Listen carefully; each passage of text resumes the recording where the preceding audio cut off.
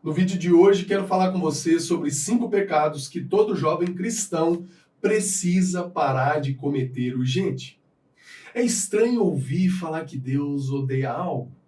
A Bíblia, ela afirma que Deus é amor. Nós cremos nisso.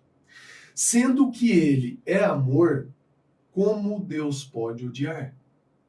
Só que exatamente por ele ser amor, que ele não pode tolerar o mal. Por isso, Deus aborrece a impiedade que se manifesta nas ações dos homens e também nas nossas intenções. O que é então, Cacá, abominável aos olhos de Deus? É sobre esse assunto que nós iremos falar hoje. E nesse vídeo você irá saber quais são as coisas que Deus odeia, para que você possa se afastar de vez e olhar somente para as coisas que Deus ama. E aí você vai começar a praticar isso na sua vida. Todo pecado é detestável para Deus, e o que ele abomina é mal. Ou seja, tudo que faz mal ao homem, o Senhor abomina.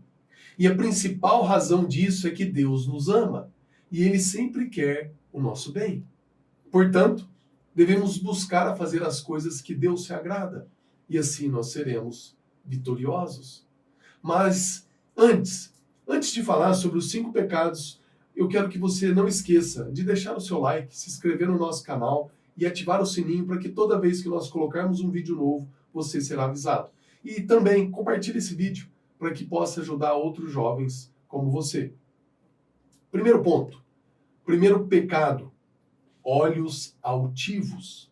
Lá em 1 Samuel 2,3 diz assim: não falem tão orgulhosamente e nem saia de suas bocas tal arrogância, pois o Senhor é Deus sábio.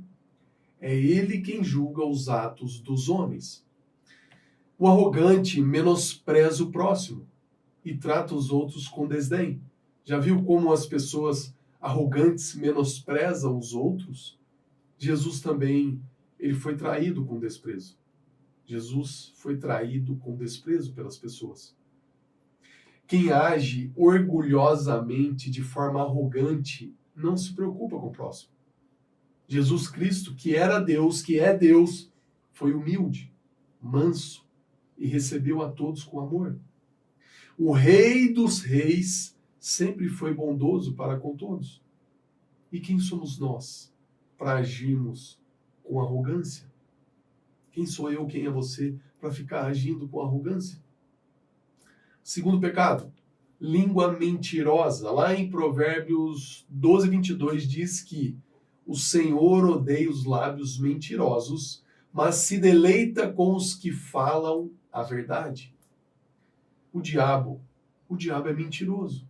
Ele é o pai da mentira. Está lá em João 8,44. João 8,44 diz que o diabo é o pai da mentira. Nada que provém da mentira é proveitoso. Não existe uma mentira boa ou mentirinha. Deus é um Deus verdadeiro. E ele se agrada daquele que fala a verdade. Por isso devemos sempre viver na verdade. Terceiro pecado, coração que traça planos perversos.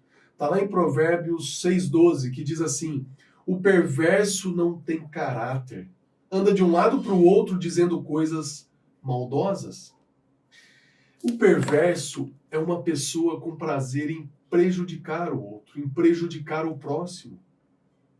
Nesse trecho, Deus ele diz que ele odeia aquele que não tem caráter, aquele que não tem escrúpulos para alcançar os seus objetivos, nem que seja necessário prejudicar alguém. Quantas vezes, em algum momento da nossa vida, para a gente conseguir algo, nós prejudicamos alguém? E o versículo diz que o perverso anda de um lado para o outro. Por isso, nós devemos ter cuidado para não estarmos envolvidos nos planos maldosos. E deixe Deus tratar o seu caráter. Foi muito difícil para mim quando eu tive um encontro com Deus há 13 anos atrás e ali Deus tratou meu caráter. Doeu muito em mim, mas foi necessário. foi importantíssimo para eu continuar o meu crescimento nele. Então, cuidado com os pensamentos, com os planos maldosos que às vezes você tem.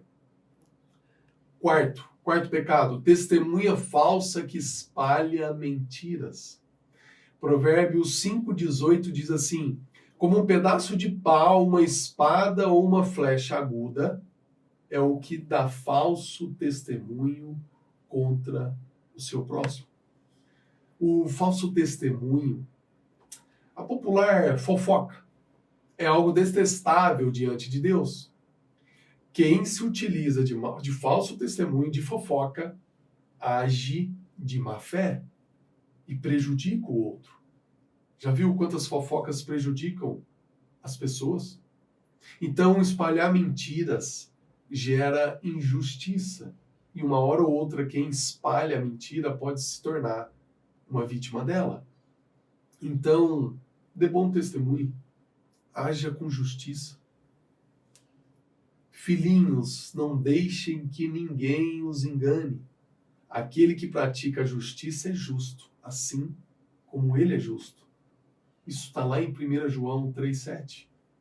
Então, quem pratica a justiça é justo, assim como ele é justo.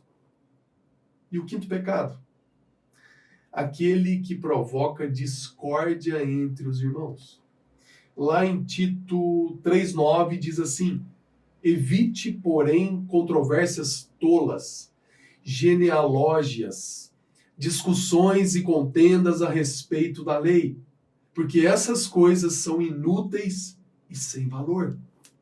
Deus, ele abomina aquele que provoca discórdia entre os irmãos.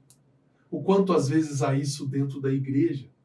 Pessoas trazendo e provocando discórdia entre os outros. Isso é muito ruim. Isso é muito mal para as pessoas à nossa volta. E aí, nesse ponto, a Bíblia nos diz que a sua alma abomina aquele que aproveita da palavra de Deus para provocar contenda, comete grande erro. Vou repetir.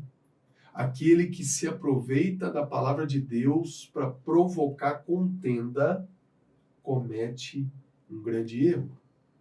Cristo, enquanto ele esteve na terra, ele teve que enfrentar muitas pessoas que utilizavam das escrituras para criar tumulto. O quanto ainda existe isso dentro das igrejas?